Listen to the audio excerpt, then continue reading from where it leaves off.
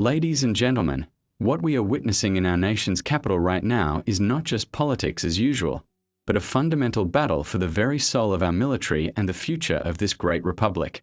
You might have seen clips on the evening news, but I guarantee you that the mainstream media is not giving you the full picture of the explosive showdown that just took place between Congressman Salud Carbajal and Secretary of Defense Pete Hegseth. If you care about the Constitution, if you care about the strength of our armed forces, and if you worry about where this country is heading, you need to watch this video until the very last second, because we are peeling back the layers of a confrontation that exposes deep fractures in our defense apparatus. We are going to break down exactly what was said, the accusations of incompetence, the terrifying risks to our national security, and the alleged betrayal of our democratic principles that has left Washington reeling. The tension in the hearing room was thick enough to cut with a knife as Congressman Carbajal, a man with his own deep understanding of service, launched a blistering offensive against Secretary Hegseth that left absolutely no room for misinterpretation or diplomatic pleasantries. This was not a polite policy debate where two gentlemen simply agreed to disagree on budget items or procurement strategies, but rather it was a direct indictment of Hegseth's ability to lead the most powerful military force in the history of the world. The atmosphere was charged with a palpable sense of urgency, as if every person in that room understood that the topics on the table were not just theoretical but involved the life and death of our democratic institutions. Carbajal did not hold back, going straight for the jugular regarding the terrifying prospect of using our brave men and women in uniform to police our own streets and control American crowds. Let's be very clear about what is at stake here, folks, because the idea of deploying active duty troops into our neighborhoods to handle domestic unrest is a line that many of us believe should never be crossed lightly. The Congressman hammered the Secretary on this specific point, arguing with intense passion that turning our military inward against our own citizens is a dangerous politicization of the armed forces that violates the sacred trust between the soldier and the civilian. This brings up the age-old American fear of a standing army being used to enforce the will of a leader rather than protecting the nation from foreign threats, a fear that the Founding Fathers themselves wrote about extensively.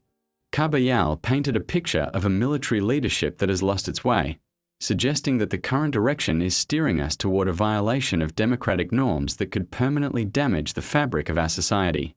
If you are finding this analysis helpful and want to stay ahead of the curve on what is really happening behind the closed doors of Washington, please take a moment right now to hit that subscribe button and leave a comment below with your thoughts.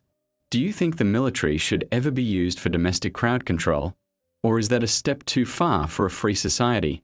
We want to hear from you because your voice matters in this conversation, and frankly, the folks in DC need to know that the American people are paying attention to these critical details. By subscribing, you are joining a community of patriots who demand the truth and refuse to settle for the sound bites that the establishment tries to feed us. Now, let's get back to the fireworks, because the accusations against Secretary Hegseth went far beyond just policy disagreements and struck at the very core of his character and his competence to hold such a high office. Carbajal accused Hegseth of lacking the basic honesty required for the job, specifically when it came to answering direct questions about the rules of engagement that our troops are expected to follow in volatile situations. You have to ask yourself, if the man at the top cannot give a straight answer about how and when our soldiers are authorized to use force, how can we expect the young men and women on the ground to make split-second decisions that could end their careers or their lives? This is about accountability, plain and simple. And the Congressman's line of questioning suggested that we are dealing with a leadership vacuum that is being filled with evasive rhetoric rather than clear, decisive orders.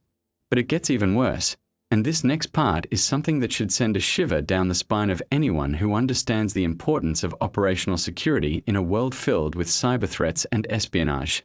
The hearing revealed shocking allegations that Secretary Hegseth has been careless with classified information, specifically regarding the use of messaging applications that are simply not secure enough for the secrets of the United States government. We are talking about the potential exposure of sensitive data to foreign adversaries who are constantly probing our networks for weaknesses, and the idea that the head of the Pentagon could be so cavalier with information security is frankly terrifying. Carbajal pressed this point hard, implying that this wasn't just a minor technical oversight but a fundamental failure of judgment that disqualifies Hegseth from holding the keys to the kingdom. Imagine for a second that the sensitive strategies of our military, the movements of our troops, and the intelligence that keeps us safe could be compromised because someone couldn't be bothered to follow the strict protocols that every private and lieutenant is taught from day one. This is the kind of negligence that gets people killed, and the Congressman made sure that everyone in that room, and everyone watching at home, understood the gravity of these lapses in judgment. It paints a portrait of a leadership style that is loose, undisciplined, and perhaps more focused on image and communication than on the hard, unglamorous work of keeping our nation's secrets safe from prying eyes. This is not about being a Republican or a Democrat. This is about basic competence and the assurance that the people in charge know what they are doing when the stakes are this high. Before we move on to the international fallout of this disaster, I want to ask you to share this video with a friend who needs to wake up to what is happening in our military leadership today. The more people who understand these issues, the harder it becomes for the establishment to sweep them under the rug. So please help us grow this channel by hitting the like button and sharing this content.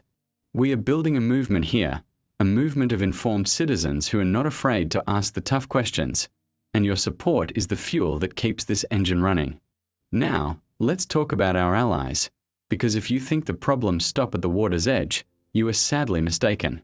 The exchange between Carbajal and Hegseth took a dark turn when the topic shifted to our commitments to NATO and our standing on the global stage, revealing a hesitation that has our allies rightfully worried.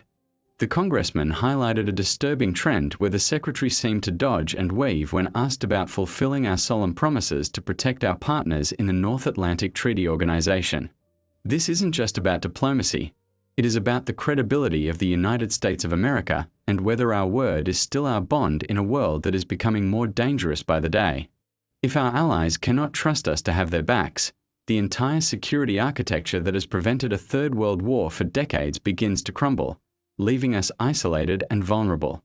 Carbajal's critique suggested that this evasion creates a risk to our national reputation that will take years, if not decades, to repair, signaling to our enemies that the Western alliance is fractured and weak. When the Secretary of Defense cannot unequivocally state that we stand with our friends, it emboldens tyrants and dictators to test our resolve, knowing that the response from Washington might be muddled or non-existent. This is the kind of weakness that invites aggression, and the hearing made it painfully clear that there is a deep concern among lawmakers that we are retreating from our leadership role in the world. It raises the question of whether this administration truly understands the value of alliances, or if they are willing to gamble with global stability for the sake of short-term political posturing. The most damning part of this entire spectacle, however, was the underlying theme that ran through every single accusation and every heated exchange during this grueling session. The text of the hearing portrays a deep and dangerous rift within the defense apparatus, where the traditional loyalty to the Constitution is being replaced by a demand for personal loyalty to a specific leader or ideology. This is the ultimate betrayal of the oath that every service member takes, an oath that is not sworn to a king or a president, but to a set of principles and laws that govern our free society. Carbajal's questioning exposed a fear that the military is being transformed into a tool for personal power, stripping away the non-partisan professionalism that has always been the hallmark of our armed forces. We are looking at a potential future where generals and admirals are chosen not for their tactical brilliance or their dedication to the law, but for their willingness to bend the knee and follow orders that may go against the grain of our democratic values. This shift from institutional loyalty to personal fealty is exactly how republics fall, and the passion in Carbajal's voice reflected a genuine alarm that we are walking down a path from which there may be no return. It is a sobering thought for all of us who grew up believing in the integrity of the chain of command and the absolute necessity of a military that stands apart from the political fray. The implications of this are staggering, affecting everything from morale in the barracks to the trust that the American people place in those who wear the uniform. As we wrap up this initial analysis of the hearing, I want to remind you that this story is far from over, and the fallout from these accusations will likely reverberate through the halls of the Pentagon for months to come. We have covered the domestic dangers, the security failures, the international risks, and the constitutional crisis, but there is so much more detail to uncover as we dig deeper into the transcripts and the reactions from military experts. If you found this breakdown insightful and want us to continue investigating the truth behind the headlines, please make sure you are subscribed and have your notifications turned on so you never miss an update. Leave a comment below telling us if you think Secretary Hegseth should resign based on these allegations, or if you think this is just a political hit job, because we value your perspective in this critical debate. We need to dig much deeper into the specific mechanics of what Congressman Carbajal exposed regarding the rules of engagement, because this is where the rubber meets the road for our troops. When we talk about rules of engagement, we are talking about the strict guidelines that tell a soldier when they can pull the trigger and when they must hold their fire. Carbajal's interrogation revealed a terrifying lack of clarity from Secretary Hegseth on this issue, suggesting that the civilian leadership is playing games with the lives of our infantrymen. In the chaos of combat, or even in a tense domestic standoff, hesitation caused by confusing orders is what leads to unnecessary casualties and tragic mistakes. If the Secretary cannot articulate these rules clearly in a congressional hearing, imagine the confusion filtering down to the private on the street corner who is staring down an angry mob. The accusation here is not just about incompetence. It is about a fundamental dishonesty that leaves our military personnel legally and morally vulnerable. By refusing to provide straight answers, the leadership is essentially hanging our soldiers out to dry, potentially setting them up to take the fall for policy failures made in Washington. Carbajal's aggressive line of questioning peeled back the curtain on a strategy that seems to prioritize political cover over operational clarity. This is the kind of bureaucratic maneuvering that infuriates anyone who has ever worn a uniform or loved someone who served. It suggests that the people at the top are more concerned with their own public relations survival than with the legal protections of the men and women standing the watch. This brings us back to the chilling reality of using messaging apps for government business, a point that cannot be stressed enough given the current cyber warfare climate. While we touched on this earlier, the implications of Secretary Hegseth using non-secure channels go far beyond simple negligence and border on a dereliction of duty. We have seen time and time again how foreign actors, from Beijing to Moscow, are desperate to get a look inside the Pentagon's decision-making process. Carbajal's revelation that these apps were being used implies that our most sensitive conversations regarding troop movements and national strategy could be sitting on a server accessible to our enemies. It is a slap in the face to every intelligence officer who works in the shadows to keep our data secure.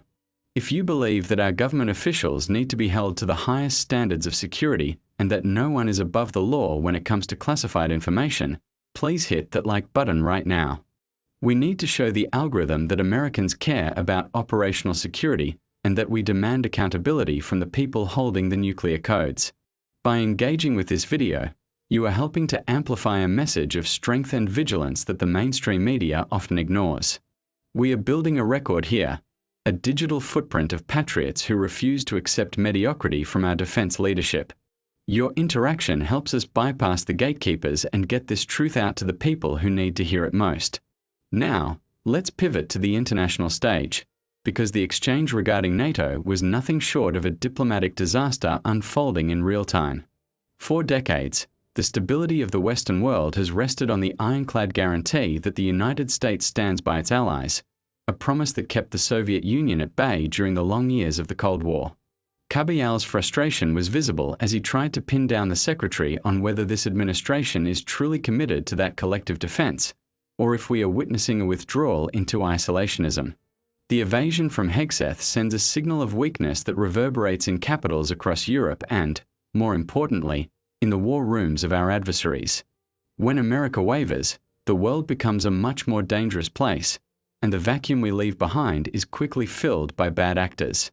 The concern expressed in the hearing is that we are trading our reputation as the leader of the free world for a short-sighted approach that alienates our oldest friends. It is one thing to demand that our allies pay their fair share, which is a reasonable request, but it is another thing entirely to make them question our resolve to show up when the shooting starts. Carbajal painted a picture of a secretary who is willing to gamble with the credibility that generations of Americans fought and died to build. This risks creating a fracture in the alliance that might be impossible to heal, leaving us without the support network we need in an increasingly hostile global landscape. It is a high-stakes game of poker being played with the security of the North Atlantic, and right now, it looks like we are bluffing with a bad hand. However, the most disturbing element of this entire confrontation remains the philosophical shift regarding who the military truly serves. The text of the hearing highlights a profound anxiety that the Department of Defense is drifting away from its allegiance to the Constitution and toward a model of personal loyalty to political figures. This is the stuff of nightmares for constitutional conservatives, the idea that the military could become a Praetorian Guard for a specific administration rather than the neutral defender of the Republic. Carbajal's intense scrutiny of Hegseth's character was driven by the fear that we are seeing the politicization of the officer corps. If our generals are selected based on their willingness to say yes rather than their ability to lead and uphold the law, we have lost the very essence of what makes our military unique. This is a battle for the soul of the Pentagon, and it is happening right under our noses while the media focuses on trivial distractions. The rift described in the reports is not just a difference of opinion. It is a fundamental disagreement about the role of the military in a free society. On one side, you have the traditionalists who believe in the apolitical nature of the armed forces, and on the other, a new breed that seems comfortable blurring those lines for political expediency. Carbajal stood in that hearing room as a voice for the traditional view, warning that once you erode these norms, you cannot easily put the genie back in the bottle. It is a slippery slope that leads to the kind of authoritarianism we have always opposed in other nations. Before we move into the final analysis of what this means for the future of the country, I want to ask you to comment below with your thoughts on the state of our military leadership. Do you trust the current administration to keep politics out of the Pentagon, or do you feel like the lines are being blurred in a dangerous way? We read every single comment because this channel is fueled by the wisdom and insights of our community, and we want to know where you stand. Also, if you haven't already, please consider subscribing so you don't miss our upcoming deep dives into other congressional hearings that the networks are ignoring. Your support is the only thing that allows us to keep doing this work. Let's look at the dishonesty aspect again, because Carbajal didn't just call Hegseth wrong, he effectively called him a liar regarding his qualifications and his conduct. This is a severe charge to level against a sitting cabinet member, and it speaks to a complete breakdown of trust between the legislative and executive branches on defense matters. When Congress cannot trust the Secretary of Defense to tell the truth, oversight becomes impossible, and the checks and balances of our system fail. The hearing depicted a secretary who was bobbing and weaving, using semantics to avoid admitting to failures that are evident to anyone paying attention. This lack of transparency is a cancer in a democracy, and it breeds cynicism among the public who just want straight answers. The narrative emerging from this clash is one of a defense apparatus that is at war with itself, torn between professional duty and political pressure. Carbajal's warnings about the internal rift suggest that morale inside the Pentagon may be plummeting as career officers struggle to navigate this new terrain. We have to consider the impact this has on retention and recruitment. Why would a young patriot sign up to serve if they believe the leadership is corrupt or incompetent? The damage being done today by these leadership failures could hollow out our forces for a generation. It is a slow-moving crisis that doesn't explode like a bomb but corrodes the foundation of our security like rust. Finally, we must address the fitness to lead accusation, which is the ultimate takeaway from Carbajal's blistering attack. The assertion is that Pete Hegseth simply does not have the temperament, the judgment, or the moral compass required for the job. This goes beyond policy differences. It is a statement that the man is a danger to the country he is sworn to protect. The evidence presented, the security leaks, the evasion on NATO, the confusion on rules of engagement, all points to a leader who is out of his depth. As we watch this drama unfold, we have to ask ourselves if we can afford on-the-job training for the person in charge of the world's most powerful military. We need to pause and really digest the gravity of what Congressman Carbajal was alluding to when he spoke about the domestic deployment of our troops.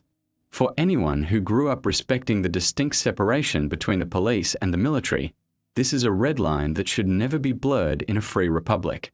The military is a hammer designed to destroy the enemies of our nation abroad, not a scalpel to be used on the streets of our own cities against our neighbors. Carbajal's fierce opposition to this idea resonates with the core values of limited government and individual liberty that have defined the American experiment for 2.5 centuries. If we allow the precedent to be set that the army can be called in to settle political disputes or quell civilian unrest without the strictest of justifications, we are opening a Pandora's box that we may never be able to close. The history of the 20th century is littered with examples of nations that fell into tyranny precisely because the military became a tool of the ruling party rather than a servant of the people. This is why the tension in that hearing room was so high. It wasn't just about a specific riot or a specific protest, but about the philosophical direction of our country. When Secretary Hegseth failed to provide the reassurance that Carbajal was looking for, it sent a signal that perhaps the current leadership views the military as a personal enforcement arm. This is a terrifying prospect for constitutional conservatives who believe that the power of the sword must be restrained by the rule of law. The framers of our Constitution were terrified of a standing army for this exact reason, and we are seeing their fears play out in real time on C-SPAN. If you are as concerned as I am about the potential misuse of our military on American soil, I need you to take a stand right now by subscribing to this channel. We are committed to bringing you the raw, unfiltered truth about what is happening in Washington, regardless of which party is in power, because the Constitution matters more than politics. By subscribing, you help us hold these officials accountable and ensure that the voice of the people is heard above the noise of the swamp. We are aiming for 100,000 subscribers who are ready to defend our freedoms, so please click that button and join our ranks today. Let's circle back to the issue of the messaging apps because there is a layer of arrogance here that is absolutely infuriating to the average citizen. We are told that we must follow every rule and regulation, that we must submit to background checks and security screenings, yet the man at the very top feels comfortable bypassing protocols for his own convenience. Carbajal's exposure of this practice highlights a rules for thee but not for me attitude that has infected the highest levels of our government. It suggests that Secretary Hegseth believes he is above the basic operational security measures that safeguard our national secrets.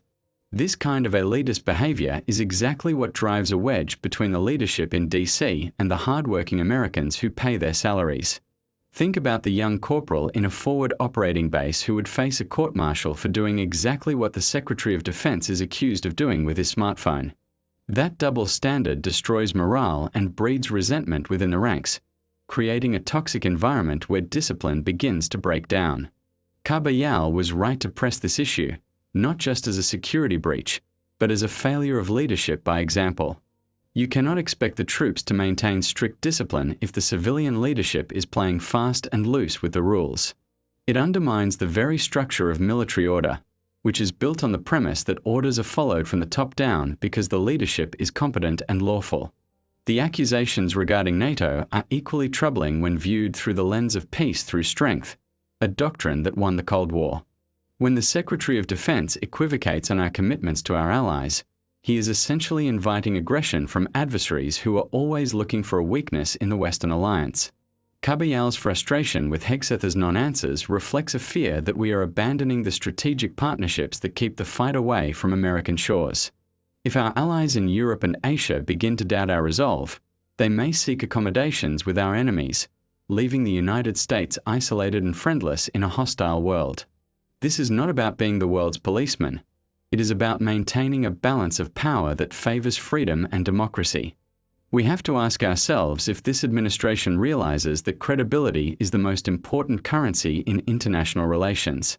Once you lose the trust of your partners, it takes a generation to earn it back, and in the meantime, the risks to our national security skyrocket. The hearing exposed a potential shift toward a dangerous form of isolationism that mimics strength but actually results in strategic frailty. By failing to forcefully commit to Article 5 and our other treaty obligations, Hegseth is signaling a retreat that could have catastrophic economic and security consequences for the average American family. We need leaders who understand that our alliances are force multipliers, not burdens to be cast aside. I want to hear from the veterans in our audience right now. Drop a comment below and tell us what you think about the leadership climate in the military today. Do you feel that the standards have dropped? And does this hearing confirm your suspicions about the civilian leadership at the Pentagon? Your service gives you a unique perspective that the politicians often ignore, and we want to highlight your voices in this discussion. Please leave a comment sharing your experience or your opinion on whether Secretary Hegseth is fit to lead.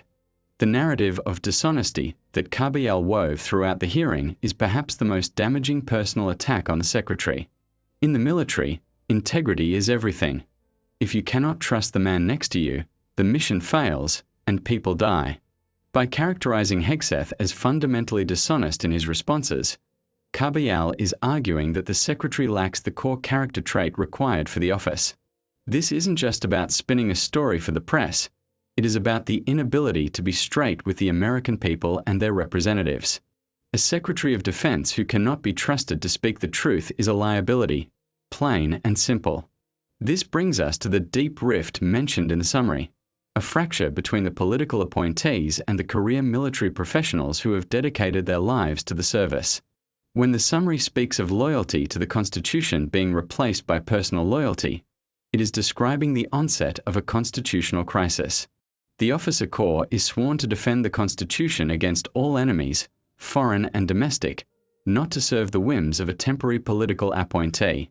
If Hegseth is indeed demanding personal fealty over institutional integrity, he is breaking the backbone of the American military tradition. This is how you destroy a professional fighting force, by turning it into a political instrument. The friction described in the hearing is likely causing immense stress within the Pentagon, leading to early retirements and a brain drain of our best and brightest strategic minds. We cannot afford to lose experienced commanders because they refuse to compromise their ethics for a secretary who doesn't understand the rules.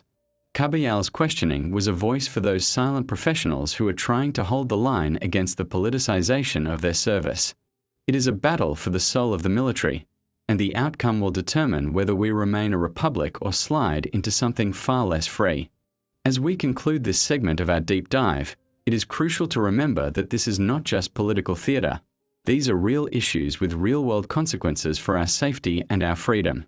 We have explored the domestic threats, the security lapses, the diplomatic blunders, and the moral failures that were laid bare during this explosive hearing. But the story doesn't end here, and we need to keep the pressure on to ensure that the truth continues to come out. If you found this analysis valuable, please share this video with your friends and family on Facebook and Twitter so they can see what the mainstream media is hiding. We need an informed electorate to save this country, and your share could be the red pill that wakes someone up. We have to talk about the money because, at the end of the day, it is your hard-earned tax dollars that are funding this chaos in the Pentagon. Every single year, Congress authorizes hundreds of billions of dollars for national defense, a budget that is larger than the next 10 countries combined, with the expectation that this money buys us security and competence. Yet, what Congressman Carbajal's interrogation revealed was a leadership team that seems more focused on political maneuvering and dodging accountability than on managing this massive enterprise efficiently. When Secretary Hegseth cannot give a straight answer about basic operational rules or security protocols, it begs the question of how he is managing the complex procurement and logistical networks of the military. We are potentially looking at a level of waste and mismanagement that would make your blood boil, all presided over by a figure who appears to be out of his depth. The financial implication of this incompetence is not just about wasted dollars. It is about the opportunity cost of having a military that is directionless and confused at the very top. While we are bogged down in these hearings trying to get simple answers about whether our troops will be used as domestic police, our adversaries are investing heavily in hypersonic missiles and next-generation naval vessels. Carbajal's frustration was a proxy for the frustration of the American taxpayer who sees their money going into a black hole of bureaucracy without seeing a clear strategy in return. It is the classic Washington hustle. They take your money, refuse to answer your questions, and then demand more power and less oversight in the next budget cycle. We need a Secretary of Defense who treats the budget with the same respect he should treat the Constitution. And right now, confidence in that is at an all-time low. If you are sick and tired of watching Washington burn through your tax money while our leadership fails to answer basic questions, please let us know in the comments section below. We want to know if you think there should be an independent audit of the Pentagon's leadership decisions in light of these shocking revelations. Your comments help drive the engagement on this video and force the algorithm to show this content to more taxpayers who deserve to know the truth. We are building a coalition of fiscal conservatives and defense hawks who demand better, so make your voice heard loud and clear. Now, let's look at the fitness to lead accusation from a different angle, specifically how our enemies view this spectacle of dysfunction. You can bet your bottom dollar that intelligence analysts in Beijing, Moscow, and Tehran are poring over every word of this hearing, looking for cracks in the American armor. When they see a Secretary of Defense who is evasive about NATO commitments and cavalier about information security, they see an opportunity to push the envelope and test our boundaries. Carbajal's line of questioning wasn't just for the record. It was a warning flare that the person at the helm of our military might be perceived as weak or indecisive by the wolves circling the pasture. Weakness is provocative, and the image of a fractured Pentagon leadership is essentially a green light for aggression in hotspots like the Taiwan Strait or Eastern Europe. The danger here is that our adversaries might miscalculate, believing that the internal rift described in the hearing has paralyzed our ability to respond effectively to a crisis. If China believes that the US military is too busy fighting internal political battles or purging officers who aren't loyal enough, they might decide that now is the time to make their move. This is the geopolitical nightmare scenario, a war that starts because the other guy thinks you are too dysfunctional to fight back. Carbajal's rigorous dressing down of Hegseth highlighted this vulnerability, showing that the lack of serious, steady leadership is a national security threat in and of itself. We need a secretary who projects strength and stability, not one who gets caught up in scandals about messaging apps and political bias. The rift within the defense apparatus that the text mentions is perhaps the most insidious part of this entire story because it suggests a purge of competence in favor of compliance. If the new standard for advancement in the military is how well you kiss the ring of the political leadership rather than how well you can command a brigade, we are in serious trouble. We have seen this happen in other countries, where the military becomes top-heavy with political hacks while the true warriors are pushed out or silenced. Carbajal's defense of the professional ethos of the military was a stand against this degradation, a plea to keep the armed forces as a meritocracy where the best ideas win.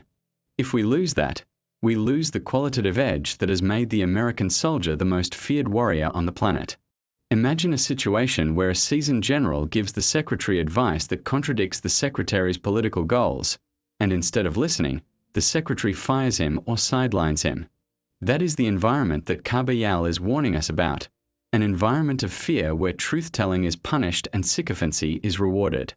This filters down to the lower ranks, where captains and lieutenants start to second-guess their own judgment, wondering if doing the right thing will end their careers. It rots the institution from the inside out, and by the time the shooting starts, it is too late to fix it. We need to protect the men and women in uniform from this kind of toxic leadership culture before it destroys the cohesion of the force.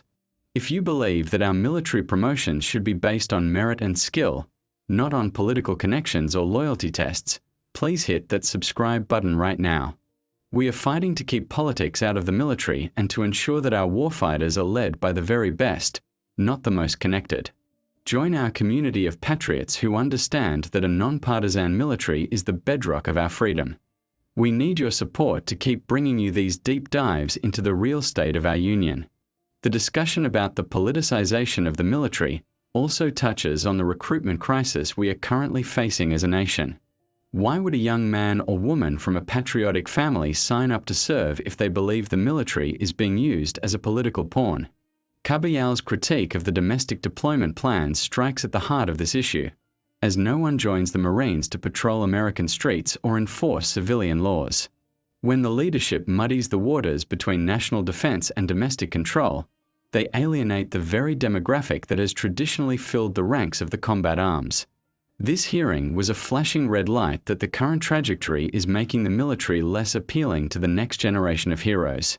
We are already seeing the numbers drop, and if the perception takes hold that the Pentagon is just another partisan swamp agency, we will never fill those quotas.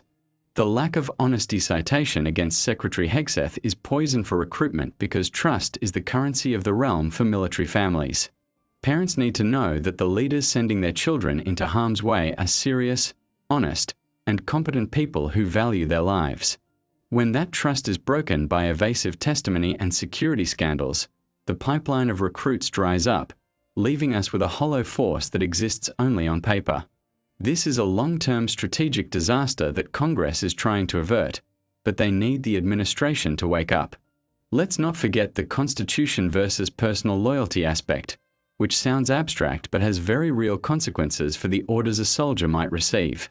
If the chain of command believes their ultimate loyalty is to a person, they might issue illegal orders that put our troops in impossible legal and moral binds.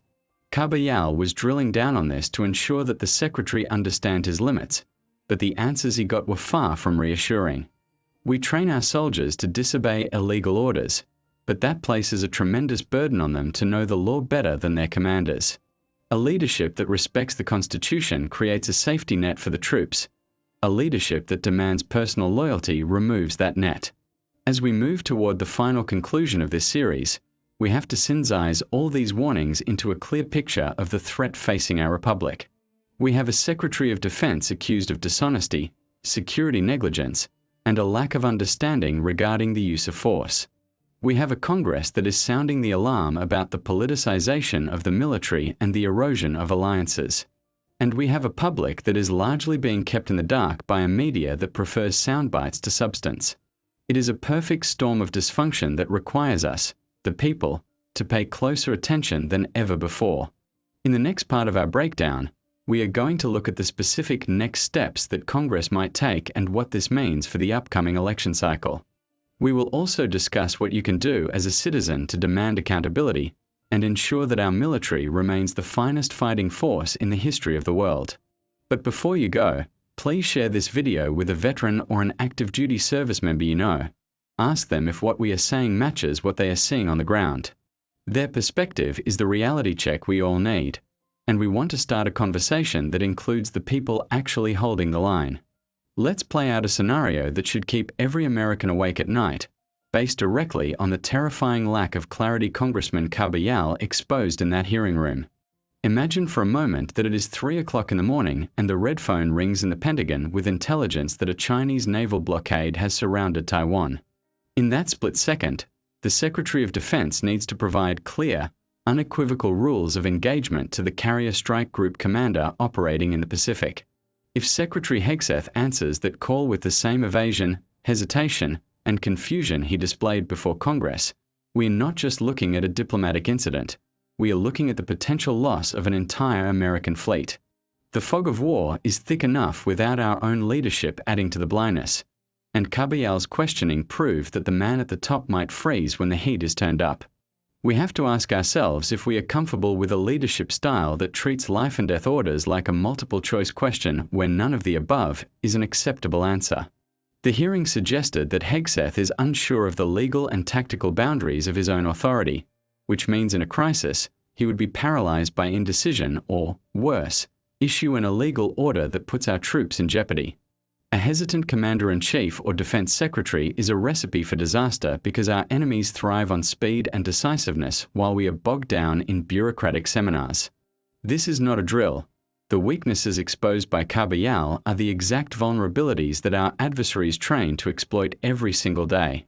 If we don't fix this leadership void now, we will pay for it in blood when the inevitable conflict arrives. If you believe that America needs decisive, clear-eyed leadership that strikes fear into our enemies, please hit that like button to show your support for a strong national defense. We are trying to send a message to Washington that we are watching, and we demand competence from the people charged with our safety. Every like on this video is a vote for peace through strength, a doctrine that seems to have been forgotten by the current administration. Help us trend this video so the powers that be can't ignore the voice of the people any longer. Consider another nightmare scenario involving the political loyalty over constitutional loyalty issue that was a central theme of the hearing. Imagine a contested election or a massive civil unrest event where the political leadership orders the 82nd Airborne to deploy onto the streets of Chicago or Philadelphia to restore order. If the generals in charge have been handpicked solely for their personal loyalty to the Secretary rather than their fidelity to the Constitution, they might obey that order without hesitation. This is exactly what Carbajal was warning against, a military that acts as a palace guard for the ruling party rather than a neutral protector of the Republic. It would mark the end of the American experiment as we know it, turning our soldiers into enforcers of a political agenda against their own fellow citizens. The friction described in the hearing between Carbajal and Hegseth wasn't just bickering. It was a desperate attempt to hold the line against this creeping authoritarianism. When the Secretary refuses to rule out certain domestic uses of force or dances around the topic, he is leaving the door open for this very scenario. It creates a chilling effect on the good officers who know the law, forcing them to choose between their careers and their conscience. We are inching closer to a reality where the military is weaponized against the American people. And if that doesn't scare you, you aren't paying attention. The safeguards that have held for 250 years are being eroded by leaders who think the rules don't apply to them. Now, let's look at the NATO scenario, which is perhaps the most immediate danger given the war currently raging in Eastern Europe. If Vladimir Putin decides to test Article 5 by sending little green men into a Baltic state, he will be watching Washington's reaction with a hawk's eye. If the response from Secretary Hegseth is the same kind of waffling and dodging he gave Carbajal, Putin will take that as a green light to press forward, potentially igniting World War III. Deterrence only works if the other guy believes you are crazy enough or committed enough to pull the trigger. And right now, we look unsure if the gun is even loaded. Carbajal's frustration was palpable because he knows that ambiguity in alliances is a fast track to catastrophe. The damage to US credibility mentioned in the summary is not an abstract concept. It means that when we pick up the phone to call our allies for help, they might not answer.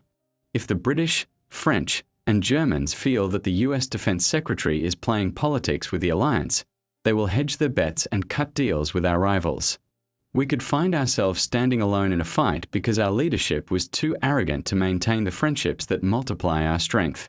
This isolationist drift, disguised as America first, actually puts America last by stripping away the buffer zones that keep threats far from our borders. We are dismantling the security architecture of the free world from the inside out. We really need to hear from you on this specific point. Do you think the US should pull back from NATO, or does that make us more vulnerable to Russia and China? Leave a comment below with "stay strong" or "pull back" so we can gauge where our audience stands on this critical foreign policy debate. We read the comments to understand what real Americans are thinking, not what the pundits on cable news are saying. Your insight helps shape the content of our future videos, so please weigh in. Let's return to the security risk of the messaging apps, but this time, visualize the cyber warfare implications during a high-stakes standoff. Imagine a scenario where a conflict is brewing in the Middle East, and the Secretary is communicating troop movements via a non-secure app like WhatsApp or Signal.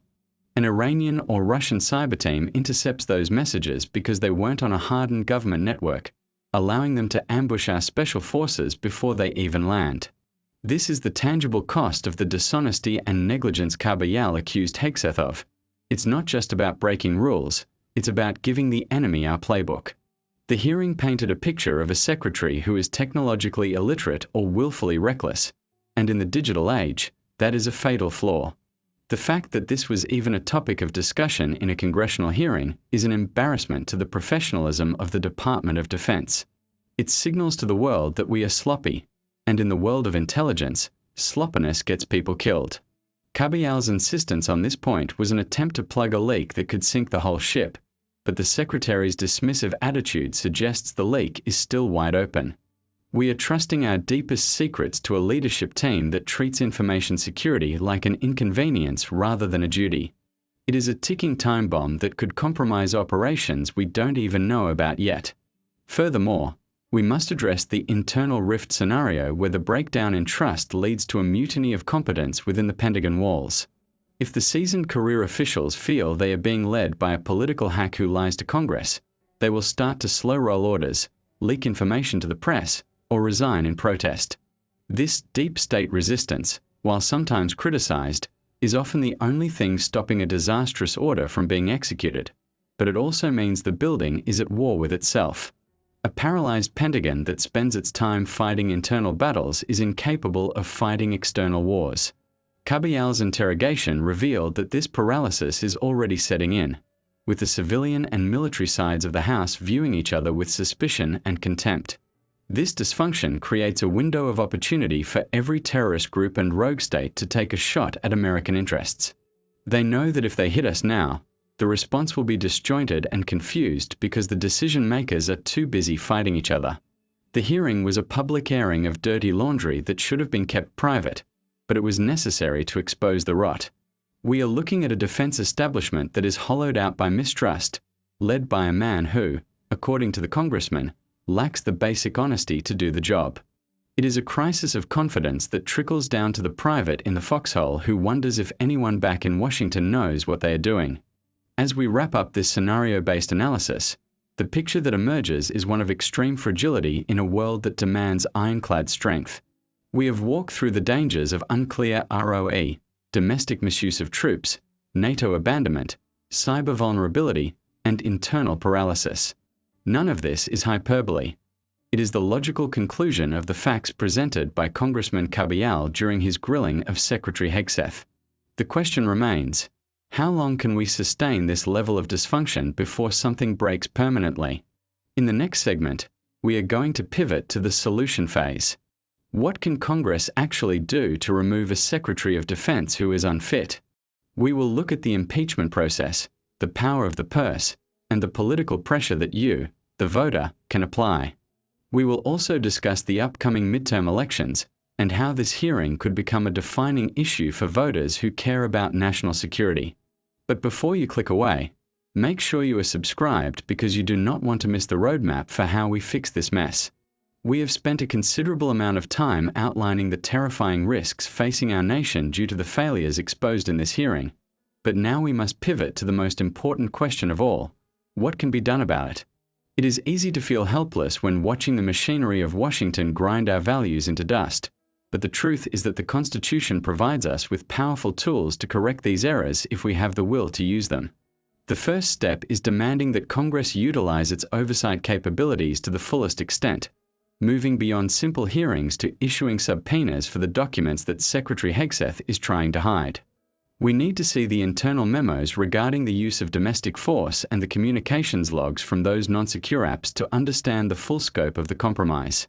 Carbajal started the process, but it requires a sustained pressure campaign from the entire legislative body to force transparency on a reluctant Pentagon. The most potent weapon in the congressional arsenal is the power of the purse, and it is time for our representatives to start using it to enforce discipline within the Department of Defense. If the Secretary refuses to answer questions about the rules of engagement or NATO commitments, Congress has every right to withhold funding for his office and his initiatives until he complies. This is the only language that the bureaucracy truly understands. When you threaten their budget, suddenly they find the motivation to be honest and cooperative. We cannot continue to write blank checks to a leadership team that treats the people's representatives with contempt and disdain. Financial leverage should be applied immediately to ensure that not a single dollar of taxpayer money is used for unconstitutional domestic deployments or insecure communication platforms. There is also the matter of resignation or removal, a topic that is uncomfortable but necessary when the stakes involve the nuclear safety of the United States. If the allegations of lack of honesty and fitness to lead are substantiated by further investigation, then Pete Hegseth must step aside for the good of the country. A Secretary of Defense must command the absolute trust of the military and the public, and once that trust is shattered by incompetence and evasion, it cannot be repaired. We need a leader who is focused on winning wars and deterring aggression, not someone who is battling scandal after scandal while our enemies grow stronger. Calling for a resignation is not a partisan act. It is a patriotic duty when the security of the Republic is on the line. This brings us to the role that you, the viewer, play in this unfolding drama, because the politicians will only act if they feel the heat from their constituents. You need to pick up the phone and call your congressmen and your senators, regardless of their party, and tell them that you watched the hearing and you are deeply concerned about the politicization of the military. Tell them that you demand a Defense Department that is loyal to the Constitution, not one that is being torn apart by internal rifts and loyalty tests. Silence is viewed as consent in Washington, so if you stay silent, they will assume you are okay with the military being used as a political tool. We have to flood their phone lines and their inboxes with a clear message. We want competence, we want accountability, and we want it now. If you are ready to take action and make your voice heard, type "I will ACT" in the comment section below so we can see how strong this movement is becoming. We are building a digital army of concerned citizens who are refusing to let this issue fade into the background of the 24-hour news cycle. Your commitment to engaging with the democratic process is the firewall that protects our freedoms from being eroded by incompetence. Let's get 1,000 comments on this video to show the algorithm and the world that we are paying attention. Looking ahead, we must also consider the upcoming election cycles, particularly the midterms in 2026, as a critical opportunity to install leadership that understands the gravity of national defense.